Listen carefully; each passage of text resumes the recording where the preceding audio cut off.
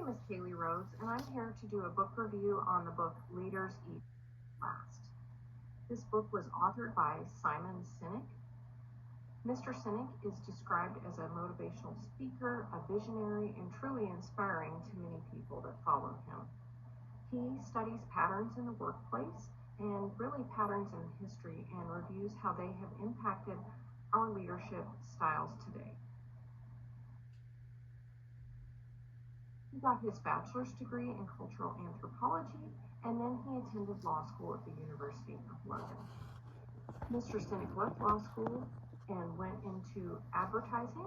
From there, he launched his own company called Sinek Partners. This led him down his career as a speaker and an expert in leadership coaching.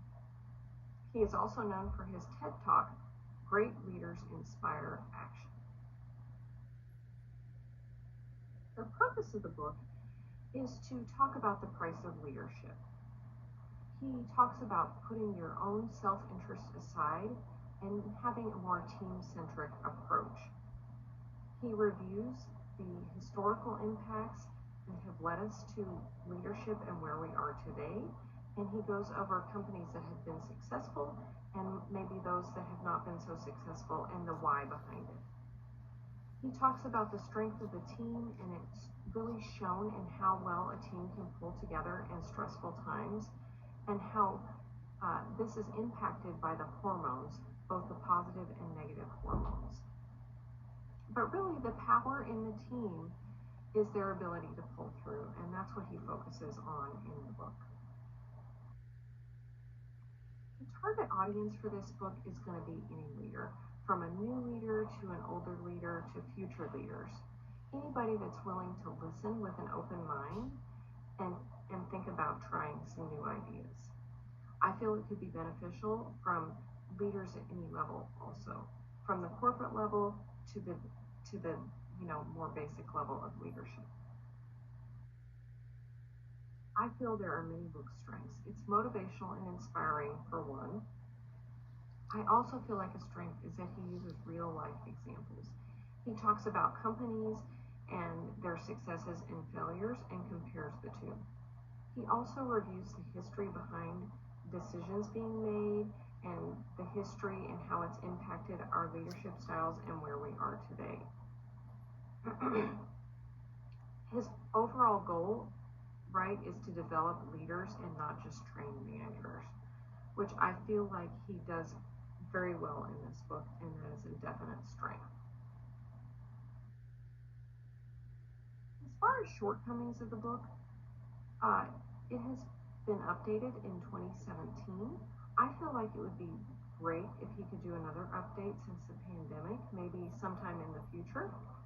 And critics have also said the book is idealistic and unrealistic, that it's not achievable in real life, that numbers are always going to be the greater impact and not necessarily the team. But I feel like the examples he gave, he showed that it is possible. I feel like he achieved his goal through using these real life examples. One he gave was the company 3M.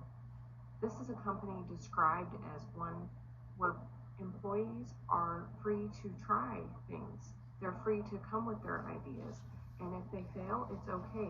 Share your fails. If they're successes, great, let's celebrate them. Another example he gives is Costco versus GE.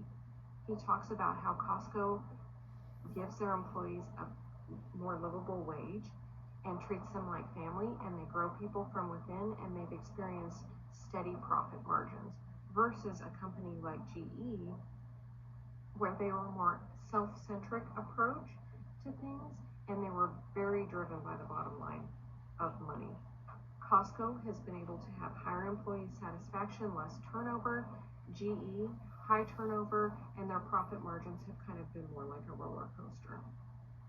He also talked extensively about the hormones, both the feel-good hormones and the not feel-good. Oxytocin and serotonin, how when a team pulls together and people are allowed to have their ideas, these hormones thrive and they're contagious to a team. Same as the negative hormones, dopamine and cortisol, that are really stress-driven hormones, and how companies have less success when employees are in environments that are higher stressed and have these negative hormones. He also gives great advice to those dealing with different generations and how to deal with the different generations. His 2017 update, he gives a lot of millennial advice and how to coach and deal with millennials. So I do feel like he achieved his goal with the book. Also giving examples of how things like wars or the Great Depression have impacted leadership. In short, I highly recommend the book. I found it to be motivational, inspiring. He gives real life examples, and I really hope to positively impact my team from reading the book and possibly my workplace. Here's my references, and please let me know if you have any questions. Thank you.